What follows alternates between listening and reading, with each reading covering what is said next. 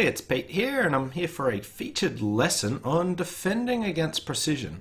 Now, precision is a system that's pretty popular, but there's a lot of standard players that really struggle to defend against it because the general structure of how they have constructive options is not the same way that standard people do, and it's just a different way of thinking about it. Now, defending against precision isn't anything difficult, but you just have to understand what sort of things you're trying to achieve and how you should approach thinking about it. Because they bid in a different way, you need to understand how they're trying to achieve what they're trying to do. They're trying to achieve the same goals: find the best contract, find what trumps should be, how high they should go. They're just doing it in a slightly different general structure. So you just have to understand their sort of methodology and also how you can sort of reverse engineer it to work out what you need to do to defend against it. And anyway, we'll get into it, and I'll just discuss things like defense to their strong club opening and general approaches after it, what I like to do, things I like to consider. Dealing with relays. Now, this is probably one of the biggest issues people have because they just sort of switch off when the opponents have relays. But I'll talk a bit about how to deal with them. Defense to their one diamond opening, understanding their opening bid styles, and defense to two clubs and also two diamonds. Anyway, we'll get into it with defense to strong club. Okay, so after the opponents open one club, there are lots of people play a defense to strong club. Now, there's a bunch of them out there. The simplest one I know, and is pretty common as well, which I tend to play, but isn't I don't necessarily think it's the best one out there, but I just don't think it's that important to have a highly defined, super technical structure to defense to one club. But you do want to know what your bids mean. So basically, the bids that you want to consider are what's doubling a strong club, also what's bidding a no trump, and some people play various other bids. Anyway, the simplest one that I like to play is just double says I have the majors. Not like 5-5 or anything, but I want to compete in the majors. I've got a hand that wants to bid, and I have both majors. And I also use one no trump to say, hey, I've got both minors. Now, I don't use these bids super frequently. I use them if I want to compete because they've got They help the opponent. They don't consume too much space. The one no trump's not bad, but double doesn't really consume any space. And it sort of helps them with the play a bit. So I don't like just telling the opponents what I have, but I want to get in their way and consume some of the space rather than just letting them know what I have. Anyway, that's basically the simplest defense to precision that I know. There are lots of other ones that people do. Some people use the same defense they have to a no trump over a strong club, and that can work reasonably well. And there are thousands of different ways you can defend against a no trump, so I'm not going to go through all of them, but it's important that you, your partner and you decide what your general defense to one club is. What special bids do you want to use when defending strong club? As for my general approach to defending against strong club, most people see the 16 plus points and are like, oh, no, that's too strong. I can't get in the way. If you don't bid, if you just let them have a free run, they've conserved a lot of space and they'll be able to bid pretty accurately. As soon as you start getting in and bidding and competing in their auction, it starts taking away the space they have to actually find their best fit. Now, the opposite to standard, one club will, precision players get to define their point ranges really quickly, but they don't get to define what sort of trump suit they want to play early on. They take a little bit longer to find the right strain, but they know sort of what level they want to be playing at really early. So if you get in there and bid really quickly before they can find their best fit, it can be really tricky for them to find it because there's just no good way of untangling this all, but that usually involves some preemption. So I really like to get in over their strong club, and I like to consider how much space am I taking away. such as a 1 diamond overcall doesn't take away any space. It doesn't mean I won't bid a diamond, but it doesn't really get achieved much. Whereas if I bid 2 diamonds, then that starts taking away more of their space. So I think preempting over strong clubs really effective, but doesn't mean go overboard. You do want to look at the vulnerability. If you're vulnerable, be conservative. Don't sort of rush into that. But if you're not vulnerable, you can be more aggressive with preempting. Try and take away as much space as you can, because then it actually forces them to guess what the best trump suit is. They might know if they've got enough points for game, but they might not be able to untangle their best trump fit. Okay. So don't let the strong club scare you out of bidding. In fact, it should encourage you to bid if you're not vulnerable. If you're vulnerable, just bid like you sound, like you still bid. You can still try and take away their space, but don't go overboard when vulnerable, because they're more likely, when they don't know what to guess, just to double you and try and collect some penalties. Whereas if you're not vulnerable, they're less interested in doing that, so they'll try and guess what sort of game they want to play.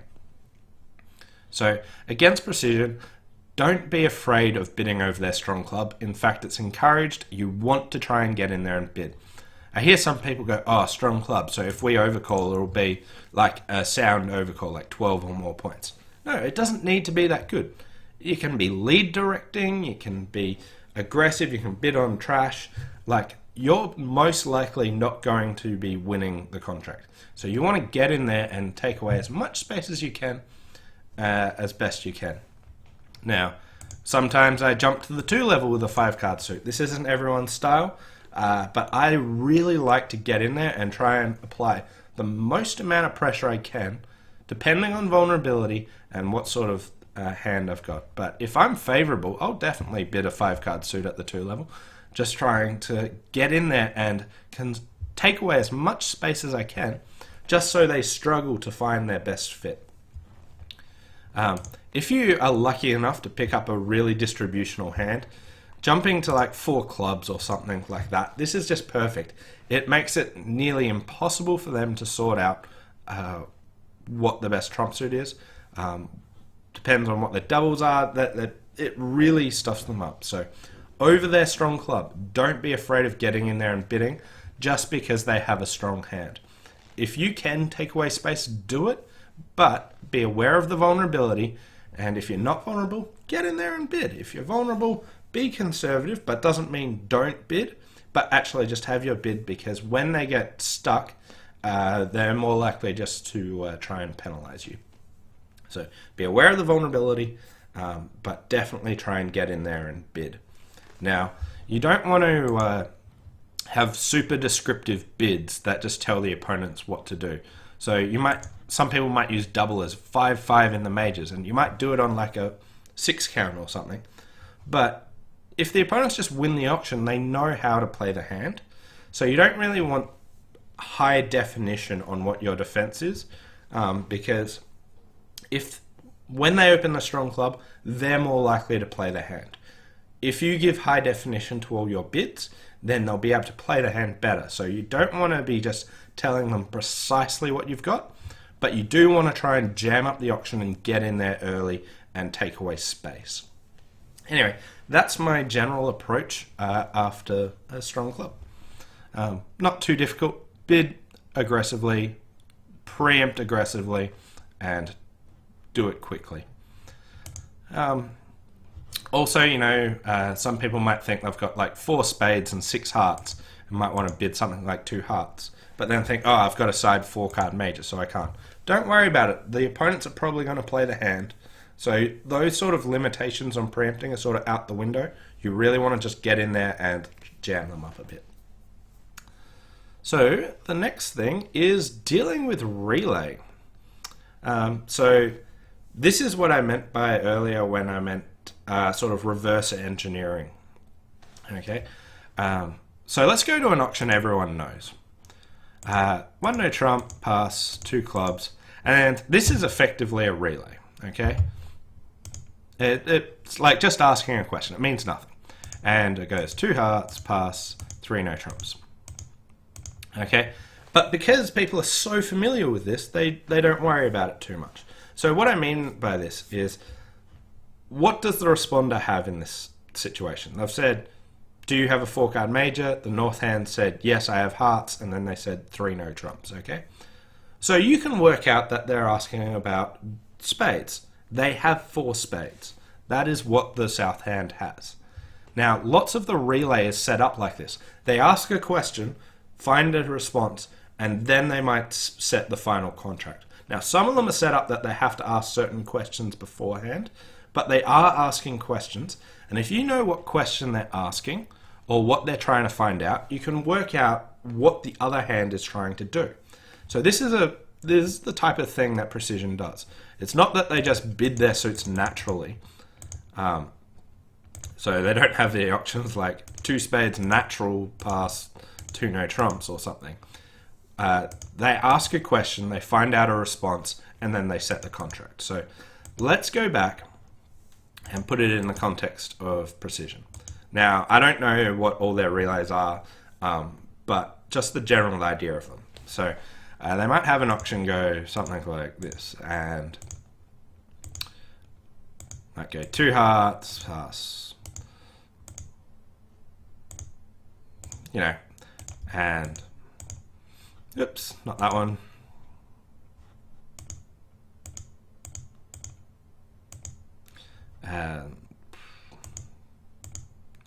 Who knows? Okay, so I'll just put some bids in here. We might go like strong club, pass, positive with diamonds. And then the next hand goes relay. And the next hand says, I have less than 4 spades. And it says relay, and it says, I've got less than 3 spades. I don't know exactly what the questions are or how they actually do it. But they might have something like this. And when you find out what those questions are and what the answers are, it'll tell you about what the other hand is. So let's just go through the example and say this says, how many spades do you have? And they say, I have less than 4. Okay. And they don't set spades straight away, but they say, how many spades do you have now? And they say, I have 2 or less. Okay, and they say 3 no trumps. What you can infer from this is they were looking for a 4-4 spade fit, then a 5-3 spade fit, and they didn't find it. So the north hand would have 5 spades. So basically, even though it's completely artificial, you want to get in there and try and find out what sort of questions they're asking and what the answers show. Often people might say this person might show like a 2, 1, 6, 4 or something. And like they say 8 plus points, 2, 1, 6, 4, 6 or more controls. But what you want to say is, what was the 2 heart bid question? What was the 3 diamond? Like, what questions were you asking in what order? The final question that they ask will usually give you a good hint about what they were trying to find out. And basically, what you want to do is think, okay, so they were looking for a 4-4 spade fit, they didn't find it. They were looking for a 5-3 spade fit, they didn't find it. They were checking for controls or points or something, they didn't find what they want. They settled in the final contract. Or maybe they did find what they want. Anyway, you can build a picture of what the other hand is based on the questions they ask. Now, usually when you ask someone what the bids mean, they go relay, and then they say relay, and then they say relay. This is just like what they do because that is like the quickest way to explain what it is. Basically, it means they're asking a question. But you're entitled to ask, what specifically were you asking about? And when you do that, it's usually the final question that they ask that'll give the best picture. But, you know, maybe they're asking about spades and then diamonds or things like that, but they'll come up with a good idea of what they have. Now, if you did get something like this where you don't know what they were really asking about, but they get like some pattern like this, and the dummy's going to come down with a singleton. Most people think that they should instinctively lead the singleton because they know that dummy is coming down with that. But that's really not the best way, because if the precision pair managed to identify a singleton like this, say it showed a singleton heart, then the person who still bid 3 no trumps was well aware of the fact they had a singleton there. And they have that suit well covered. That'll usually be their primary suit or something like that.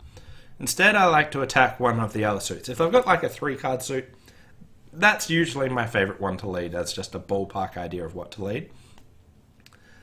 So don't lead the suit that they've shown a singleton in typically, because they have that one well stopped when they bid no trumps.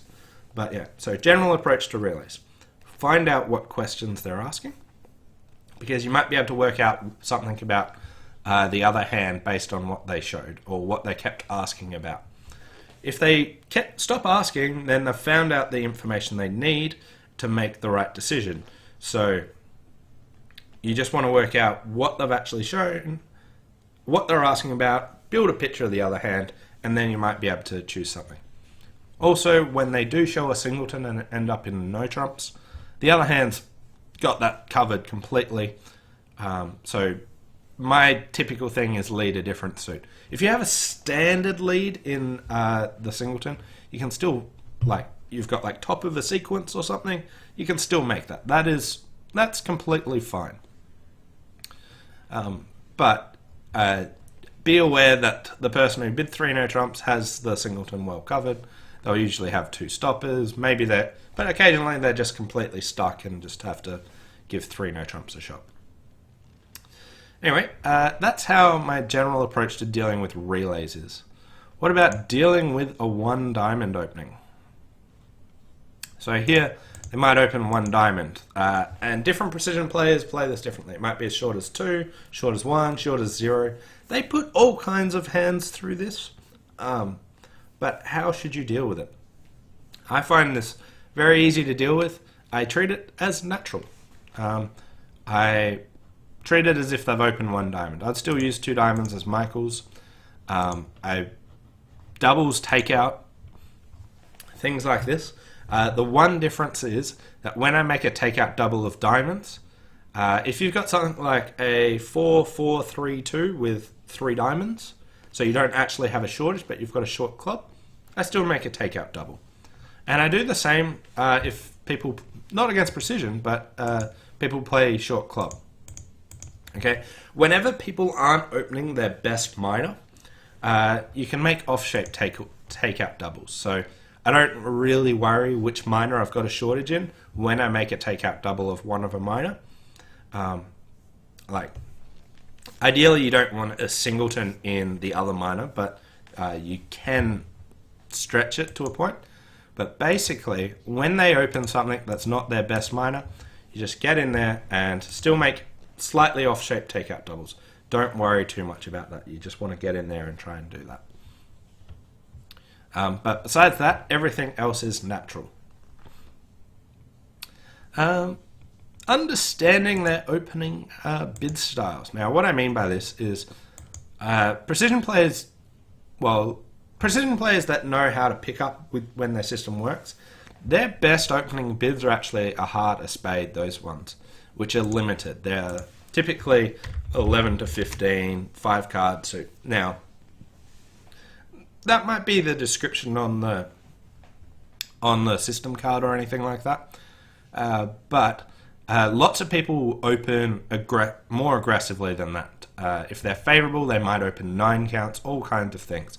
They jam extra light hands into their limited opening because their partner knows they can't have 15, so they don't get super excited. So there's lots of precision players that open, and it might be sort of like 9 to 15 or things like that. But this will be very vulnerability dependent. They won't open super light if they're vulnerable. It's only when they're favorable, maybe nil vol, that they stretch in these hands and bid even more aggressively. So you just want to be aware of this. So if you end up playing the hand and are trying to count the points, or even if you're defending and you're trying to count points or something, know that they can open really light based on shape if they're not vulnerable. So again, you want to look at the vulnerability and see how light have they chosen to open. Like, yeah, it's just something to be aware of, that they can do this. Other things, with their limited opening, they have options like this, where this could be, this could be a 5-card heart support and no points. It might be, say, 12 points and 3 hearts. It's very wide-ranging because this first bid is limited. So this is one of the big wins of precision. There's no great way of dealing with it, but you have to understand that when they jump to 4 hearts, it's basically to play, and they fit lots of hands in it. You just hope this doesn't really come up against you, but as the next person, you just have to guess what to do. They might be preempting, they might be bidding this on some sound points, but you just have to do your best in this sort of situation. This is like an auction that is the premium auction for precision players. And there's not a lot you can do about it, other than use your best judgment, and when things don't go your way, just cop it and move on. Okay, next I was going to talk about defense to 2 club opening. This one's pretty simple. They open 2 clubs. Most people play this as 11 to 15, 6 clubs, or 5 clubs and a 4-card major. So just treat this as natural. Doubles takeout, suit bids are natural.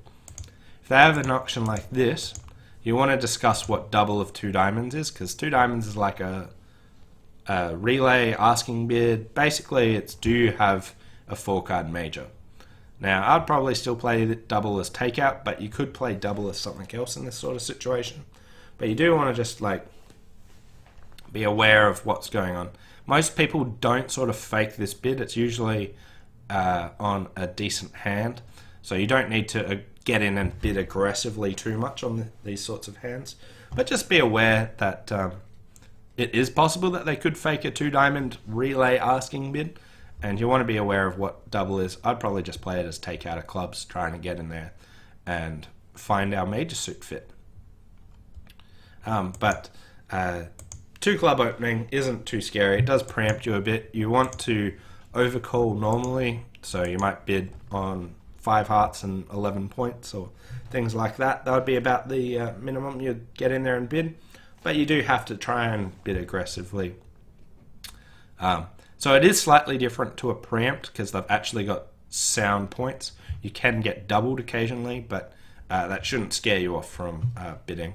So I'd treat this effectively the same as a preempt. Things don't change too much, but you want to be aware that they are stronger. You might get doubled a little bit more often, but again, you just have to cop that when that comes up. They have troubles finding their major suit fits sometimes when the other hand's not that strong, so they might get stuck in the wrong spot sometimes as well. And finally, I was going to talk about 2-diamond opening. Now, this is sort of losing favor in precision, but sort of old school precision, or some precision players play this as something like a 4-4-1-4 or a 3-4-1-5 or 4-4-0-5, like any of those sorts of hands. Basically, it has a short diamond, is what some people do. If they play it as short diamond, and yeah, like I haven't seen this in a while, but it does still pop up from time to time.